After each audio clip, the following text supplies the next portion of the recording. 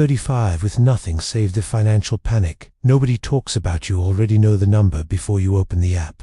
Your thumb pauses over the banking app for half a second longer than normal, like your body is trying to protect you from information it already feels coming. The screen loads and the balance sitting there is not low enough to be stressful. It is empty enough to feel personal. You are 35 years old. You have a job, bills, subscriptions, responsibilities, and a life that looks functional from the outside. But underneath all of it, there is no financial flaw beneath you. You close the app immediately, not because you are surprised, but because you have seen the number before, and your nervous system has quietly adapted to surviving without margin. That is the part nobody talks about. So you place the phone face down on the table. You continue your evening like nothing happened, because you do not know what else to do.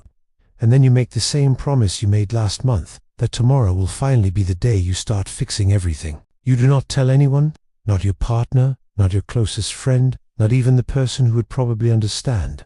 Because this kind of financial emptiness feels less like a temporary problem and more like a verdict on your entire adult life. There is something uniquely painful about being old enough to understand money while simultaneously feeling completely behind it. At 22, being broke feels temporary and almost expected. At 35, it feels like evidence. You start replaying your life differently. Not the dramatic moments, the small ones. The years where you could have started saving but didn't because life felt unstable. And there was always another emergency waiting around the corner. Nobody arrives at 35 with zero savings through one catastrophic decision. It usually happens through hundreds of reasonable decisions that slowly stack on top of each other over time. The car repair, the medical bill, the breakup, the move to a more expensive city, the job that paid less than promised. The student loans that consumed every extra dollar before there was ever extra to begin with. Nothing about those moments felt irresponsible while they were happening. That is what makes the situation so dangerous, because most financial collapse happens quietly. It happens while people are busy surviving 1 month at a time. The emergency fund disappears because life demanded it. The retirement contribution pauses temporarily because rent increased. The side hustle burns you out, and you tell yourself you will restart later when things calm down. Then suddenly, 10 years disappear. 1 minute you are 25 telling yourself you still have time, and the next minute you are 35 staring at a banking app late at night trying to calculate how worried you should actually be. Adulthood moves faster than anyone warns you it will. At 25, 10 years feels enormous and distant. At 35, it feels like a weekend you barely remember. The strangest part is that your life probably still looks normal from the outside. You still go to work, you still answer texts, you still laugh at dinner with friends and discuss streaming shows and pretend the future exists in some vague, manageable shape. But underneath all of that normalcy, there is a constant low-grade anxiety following you everywhere. Not panic exactly, just pressure.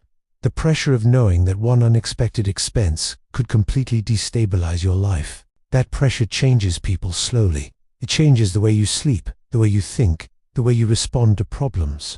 Small inconveniences begin feeling larger because you know there is no cushion beneath them. A flat tire is not just a flat tire anymore. It is a math problem. A doctor's appointment is not routine. It is a financial calculation. Even checking your email feels dangerous sometimes because there might be another bill waiting for you. This is the psychological cost of living without savings. Nobody sees it because it happens internally, but it reshapes your entire nervous system over time. Everyone who changes their financial life eventually experiences a wake-up moment. Usually it is not dramatic or inspirational, just painfully ordinary. A medical bill arrives, and for the first time you realize there is nowhere to pull money from. Maybe it is the text from a friend announcing they bought a house, not a celebrity or some millionaire online, just someone your age quietly moving into the next stage of adulthood while you still feel financially fragile. You are genuinely happy for them. But underneath the happiness, there is another feeling you cannot fully silence. Not jealousy exactly, but confusion. You begin wondering when your life was supposed to become stable. You start questioning whether stability was ever coming at all. And for the first time, the future stops feeling abstract. Or maybe the moment happens late at night after a conversation. Someone casually asks what your retirement plan looks like, and you give the socially acceptable answer people always give. Something vague enough to sound responsible, but empty enough to avoid specifics. Then later you lie awake replaying the conversation and realizing none of what you said was actually true. It was not a plan. It was language designed to protect you from embarrassment. That realization hits differently at 35 because time suddenly feels measurable. Retirement is no longer a concept for older people. It is a direction your life is already moving toward, whether you prepare for it or not. That is when the real question appears. Not how did I get here, but what happens if nothing changes?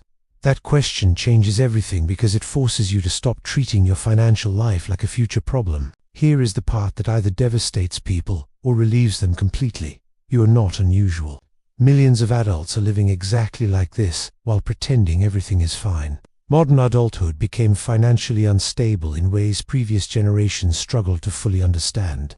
Housing costs expanded faster than wages. Healthcare became unpredictable. Education debt followed people into middle age. Entire economies shifted toward insecurity while still expecting individuals to behave as though stability existed. Quietly, millions adapted by surviving month to month. Some just became better at hiding it than others. The cultural narrative says adults should have everything figured out. By 35, the actual economic data tells a very different story. A huge percentage of working adults have little to no meaningful retirement savings at all. Most people are improvising. Some are simply doing it in nicer apartments. The dangerous part is not the financial reality itself. The dangerous part is the shame surrounding it, because shame creates silence, and silence creates avoidance. Avoidance is expensive. It delays action while time keeps moving anyway. There is one brutal truth about personal finance: nobody can soften for you. Time matters more than effort, because compound growth rewards years more than intensity. Someone investing small amounts consistently at 25 has an enormous mathematical advantage over someone starting aggressively at 35. Not because they are smarter or more disciplined, but because time amplified their consistency. That reality hurts to hear because it feels unfair. And honestly, it is unfair. You begin grieving a version of your life that never happened. The version where younger you started early, stayed disciplined, avoided mistakes, and quietly built stability over time. That version of you does not exist anymore. And accepting that feels heavier than most people expect. This is why so many people freeze financially at 35, not because they do not understand what to do, but because starting feels emotionally painful. Every budget, every investment account, every retirement calculator reminds them of lost years. But here is what matters. The pain of starting late is still smaller than the pain of never starting at all. Compound interest still works at 35. Less dramatically than it would have at 25, but it still works. The future is still mathematically flexible, even if the margin for error is smaller now. The market does not care that you feel behind, it only responds to consistency. This is where the shift finally begins. Not emotionally, but mechanically through systems and structure. The first step is not becoming wealthy, it is creating enough distance between yourself and catastrophe. Usually that starts with a small emergency fund. Not enough to transform your life, just enough to interrupt disaster. Enough that one unexpected expense does not immediately collapse your finances again. Then comes automation, because automation survives longer than motivation. Motivation depends on mood and energy and emotional clarity. Systems continue functioning even when your life becomes stressful again. Money starts moving automatically before you have time to spend it. Contributions happen quietly in the background while your normal life continues. That is how people actually build financial stability. Not through dramatic breakthroughs, through repetition. Most people secretly expect financial transformation to feel inspiring. They imagine a breakthrough moment where discipline suddenly becomes effortless and everything changes overnight. Real financial recovery rarely feels dramatic. Usually it feels repetitive and almost boring. You contribute a small amount, then another, then another. Your life still looks mostly the same from the outside. The debt may still exist. The stress may still exist. Your paycheck may still disappear faster than you want it to. But underneath the surface, something important begins happening. Momentum. Not just financial momentum, psychological momentum too. Because once money begins moving toward your future, instead of only toward emergencies, your identity begins changing with it. You stop seeing yourself as someone permanently trapped. You start seeing yourself as someone rebuilding. That distinction matters more than people realize because identity shapes behavior. Once you begin believing stability is possible, your decisions slowly start aligning with that belief. You become more intentional, more aware, more protective of your future self. Recovery is never perfectly linear. There will be setbacks in expansive months and moments where progress slows down again. That does not mean the process failed. Financial stability is not built through perfection.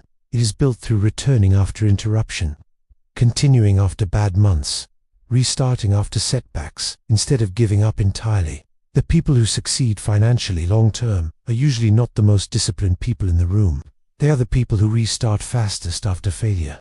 Eventually, you begin noticing something subtle changing inside you. The future stops feeling like an approaching disaster and starts feeling like something you might actually influence. That shift changes everything because hopelessness is expensive. People who believe nothing will improve stop trying entirely. People who believe improvement is possible start protecting progress. One day you open the banking app again and the number is different. You're not huge or life-changing yet, just positive and moving in the right direction. But the relief you feel is not purely financial.